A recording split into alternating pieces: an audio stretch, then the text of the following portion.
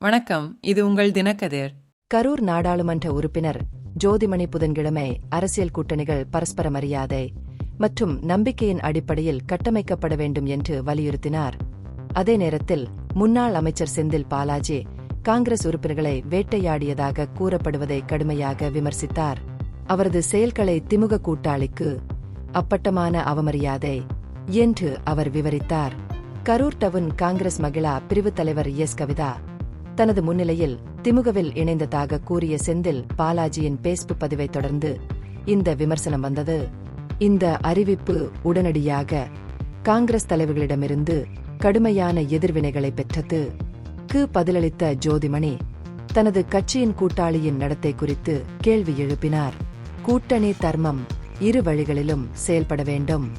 முன்னாள் அமைச்சரான ஒரு திமுக மாவட்ட செயலாளர் காங்கிரஸை இப்படி பகிரங்கமாக அவமானப்படுத்தும் போது அதை நாம் எவ்வாறு புரிந்து கொள்வது?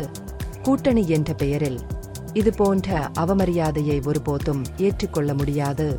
இதுபோன்ற சம்பவங்கள் நடப்பது இது முதல் முறை அல்லடோர். இதற்கிடையில் டிஎன்சிசி மகிழா பிரிவு மாநில தலைவர் ஹசீனா சையத் இந்த விஷயத்தில் ஒரு விளக்கத்தை வெளியிட்டார். பாலாஜி குறிப்பிட்டுள்ள பெண் உண்மையில் அந்த நேரத்தில் காங்கிரசுக்குள் எந்த அதிகாரப்பூர்வ பதவியையும் வகிக்கவில்லை என்று அவர் கூறினார்.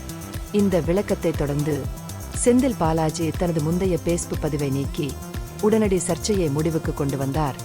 ஆனால் இதுபோன்ற சம்பவங்கள் காங்கிரஸ் திமுக கூட்டணியில் ஏற்படுத்தும் அழுத்தத்தை பற்றிய கேள்விகளை எழுப்பினார். இந்த பகுப்பாய்வு நுண்ணறிவுள்ளதாக கண்டால் முக்கியமான அரசியல் முன்னேற்றங்கள் குறித்த கூடுதல் புதுப்பிப்புகளுக்கு லைக் செய்யவும், ஷேர் செய்யவும், சப்ஸ்கிரைப் செய்யவும். இது உங்கள் தினக்கதிர். நன்றி.